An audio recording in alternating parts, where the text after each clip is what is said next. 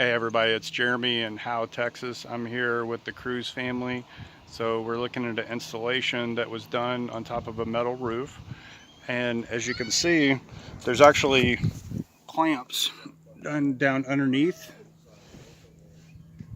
So we don't even have to penetrate the metal roof.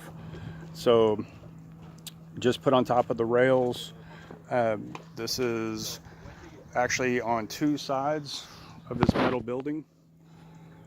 So they've got a beautiful farm out here, lots and lots of trees, lots and lots of cows, goats. I mean, it's beautiful out here. But these guys are going to be energy efficient and saved them a ton of money. So just let us know what kind of videos you'd like to look at.